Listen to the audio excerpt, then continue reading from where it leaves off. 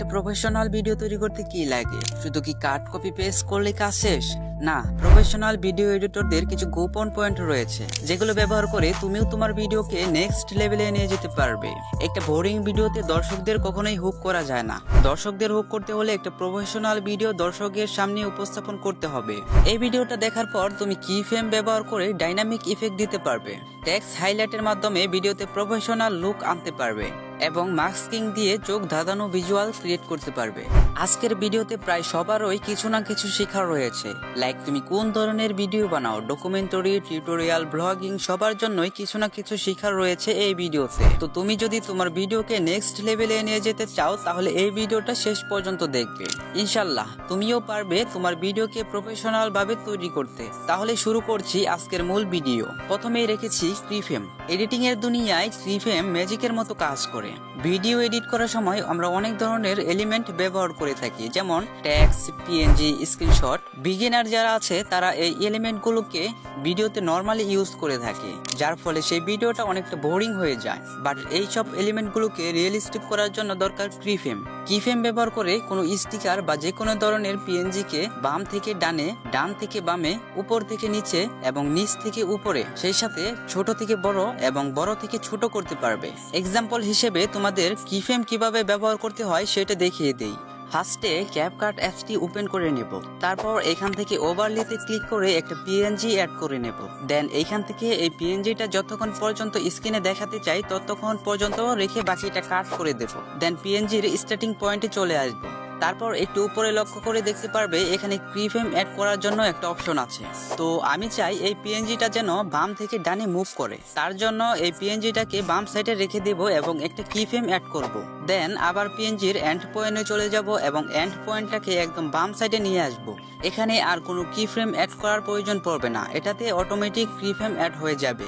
এখন দেখতে পারবে পিএনজিটা একটা অ্যানিমেশনে রূপান্তরিত হয়েছে। তোমরা চাইলে এই পিএনজিটা নিচ থেকে উপরে এবং উপর থেকে নিচে যে কোনো ভাবেই এটাকে মুভ করাতে পারবে কিফ্রেমের মাধ্যমে। তো 2 নম্বরে হচ্ছে টেক্সট হাইলাইট। ধরো তুমি একটা আর্টিকেলের মাঝখানের কিছু অংশ হাইলাইট করে দর্শকদের দেখাতে চাচ্ছ, তো সেইটা কিভাবে করবে? লাইক তোমাদের বোঝানোর জন্য আমি একটা আর্টিকেলের স্ক্রিনশট নিয়ে নিচ্ছি। তো আমি এখন চাচ্ছি আর্টিকেলের মাঝখানের কিছু অংশ হাইলাইট করে তোমাদের দেখাবো। তার জন্য এখানে মাঝখানের লেখাগুলো হাইলাইট করতে হবে। তো টেক্সটগুলোকে হাইলাইট করার জন্য প্রথমে টেক্সটে ক্লিক করব এবং ক্লিক করার পর শুধু আস্তে আস্তে স্পেস টাইপ করব। স্পেস টাইপ করা হয়ে গেলে এখানে ফন্ট অপশনের পাশে স্টাইল অপশনে ক্লিক করে তারপর এখানে ব্যাকগ্রাউন্ড অপশনে ক্লিক করে 2 নম্বর ফন্টের সাইজটা অ্যাড করে নেব। তারপর এখান থেকে যে কোনো একটা কালার সিলেক্ট করে নেব। কালার সিলেক্ট করার পর এটাকে একটু কাস্টমাইজ করতে হবে। ওপাসিটি একটু কম এবং কালারটা একটু কম করে দিতে হবে। দেন এখন একটা অ্যানিমেশন ইউজ করতে হবে। তার জন্য এখানে অ্যানিমেশন অপশনে ক্লিক করে শো ইন রাইট এই অ্যানিমেশনটা অ্যাড করে নেব। তারপর এটাকে টেক্সটের উপর ভালো করে অ্যাড করে নেব। এখন কিন্তু টেক্সটটা পুরোপুরি হাইলাইট হয়ে গেছে। ঠিক একইভাবে তোমরা যে কোনো টেক্সট হাইলাইট ইফেক্ট তৈরি করতে পারবে। এবং লাস্ট স্টেপে যেটা রাখছি সেটা হচ্ছে মাস্কিং। এখন তোমাদের মাথায় প্রশ্ন আসতে পারে যে মাস্কিংটা আসলে কি? কোনো একটি ভিডিও বা ইমেজের স্পেসিফিক পার্টকে হাইড এবং হাইলাইট করার জন্য মাস্কিং এর দরকার পড়ে। এক্সাম্পল হিসেবে আমি ক্যাপকাটের ভেতর একটি ভিডিওর ক্লিপস অ্যাড করে নিচ্ছি, যেখানে একজন মানুষ এক পাশ থেকে অন্য পাশে চলে যাচ্ছে। তো আমি এখন চাই একটা টেক্সট মানুষ যেই দিকে যাচ্ছে সেই দিক থেকে মানুষের সাথে সাথে মুভ করুক। তো এটা কিভাবে করব? এইটা করার জন্য মাস্কিং এর দরকার পড়বে। তো আমি একটা টেক্সট অ্যাড করে নিচ্ছি। দেন টেক্সটের টাইমলাইনে ক্লিক করে মাস্কিং অপশনে ক্লিক করব। তারপর এখানে হরিজন্টাল মাস্কটা সিলেক্ট করে নেব। এখন দেখতে পাচ্ছেন স্ক্রিনে একটা লাইন চলে এসেছে। এই লাইনটা মূলত মাস্কিং টুল। এটার মাধ্যমে স্ক্রিনে যতটুকু টেক্সট রাখতে চান ততটুকু রাখতে পারবেন, বাকিটা কাট করে দিতে পারবেন। এখন এটাকে আমি রোটেট করে নেব একদম উপর থেকে নিচ দিকে। এখন মাস্কিং টুলটাকে স্টার্ট পয়েন্টে নিয়ে আসব এবং তারপর এখান থেকে একটা কিফ্রেম অ্যাড করে নেব।